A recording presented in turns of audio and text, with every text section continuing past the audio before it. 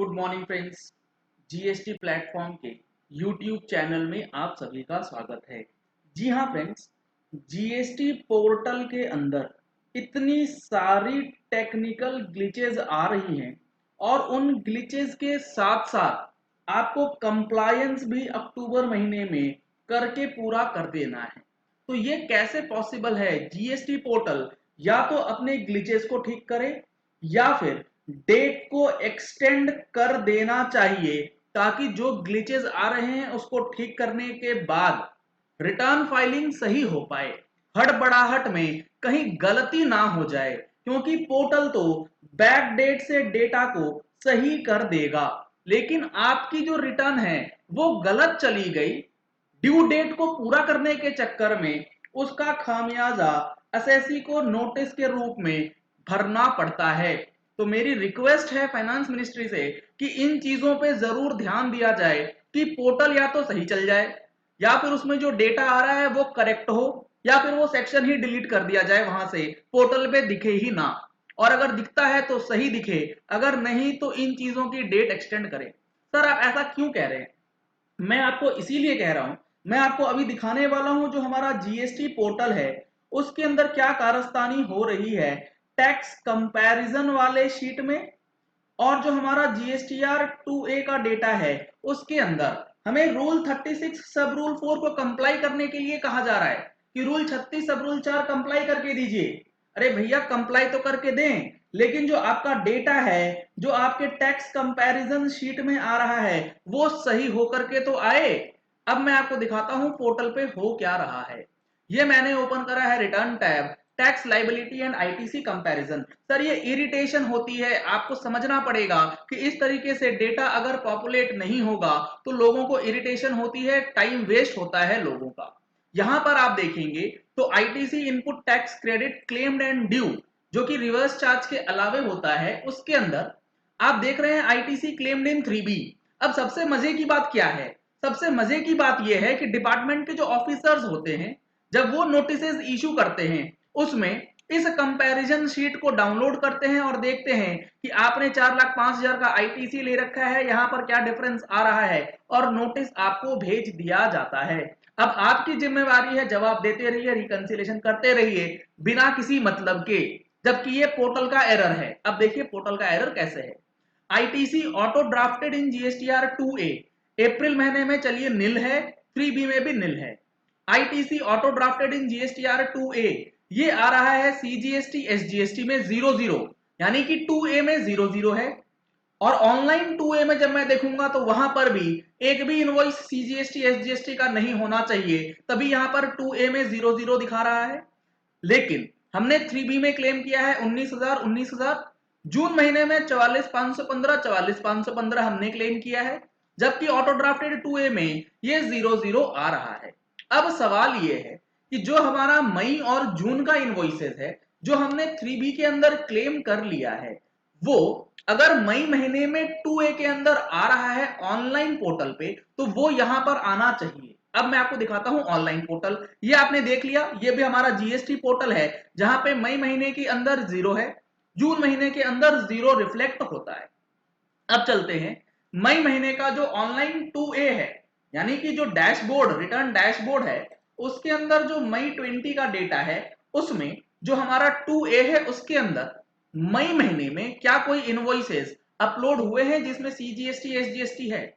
ये आप देख पा रहे हैं, जो जीएसटी नंबर है इसको मैं क्लिक करूंगा तो आप यहां पर देख पा रहे हैं, यहां पे सीजीएसटी और एसजीएसटी का इनवॉइस जो है अपलोडेड।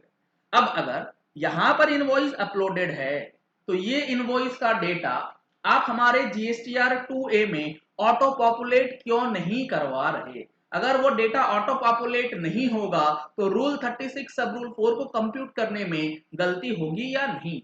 डिपार्टमेंट नोटिस भेजेगा या नहीं? डिपार्टमेंट इसलिए नोटिस भेजेगा क्योंकि मई महीने का इनपुट टैक्स क्रेडिट हमारा कम दिखेगा, 3B में हमने एक्सेस क्लेम किया है। इसी तरीके से मई महीने के अंदर जो और भी इनवॉइसेस हैं जो आप देख पा रहे हैं अपलोडेड हैं, ऑलरेडी 2A में रिफ्लेक्ट हो रहे हैं।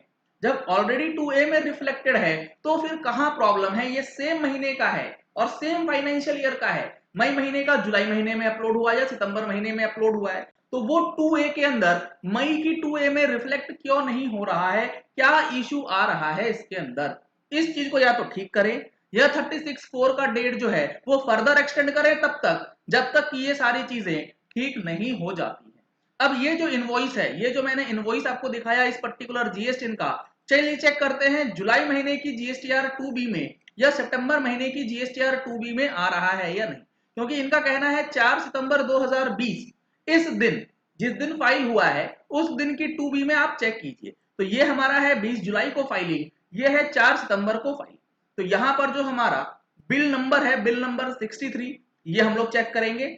और एक है हमारा बिल नंबर जो कि 20 जुलाई को फाइल हुआ है 58 एंड 59, क्या ये हमारे 2B में रिफ्लेक्ट हो रहा है?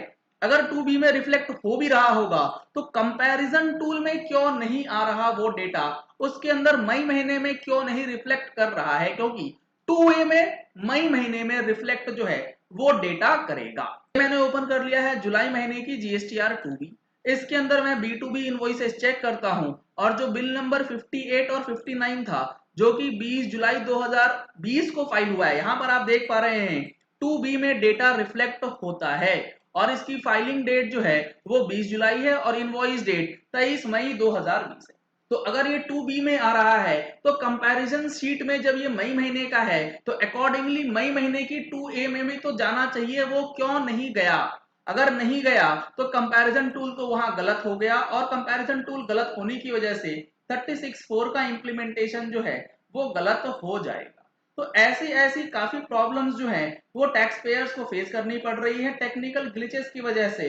लोगों को आईटीसी क्लेम करने में और भी कई तरीके की दिक्कत है। कई केसेस में सामने वाले ने जीएसटीआर 1 फाइल कर दिया है लेकिन आपके जीएसटीआर 2A में वो डेटा ही रिफ्लेक्ट नहीं कर रहा। अगर 2A में रिफ्लेक्ट कर रहा है तो कंपैरिजन टूल में नहीं आ रहा, जो मैंने आपको अभी दिखाया है। तो इन कारणों की वजह से मुझे लगता है कि जीएसटी पोर्टल या तो डेट एक्सटेंड कर दे या फिर इन चीजों को बिल्कुल स्ट्रीमलाइन करे ताकि लोग आराम से काम कर पाएं और इन चीजों में अपना समय जो है व्यर्थ ना करें। सुबह से शाम हो जा रही है इन चीजों को खाली रिकनसाइल करने में कि इनवॉइसेस आए क्यों नहीं आए, तो पोर्टल पे क्यों नहीं, पोर्टल पे है तो यहाँ पे तो वहां क्यों नहीं। पागल करके रख दिया सर इस जीएसटी पोर्टल ने। चलिए इस वीडियो को इसी रिक्वेस्ट के साथ एंड करते हैं। आशा करते हैं कि आपको भी ये चीज समझ आ रही होगी। अगर समझ आ रही है तो इस वीडियो को ज्यादा से ज्यादा शेयर कीजिए ताकि लोगों तक ये अवेयरनेस पहुंच सके कि डेट एक्सटेंशन की नीड क्यों आती है लोगों को।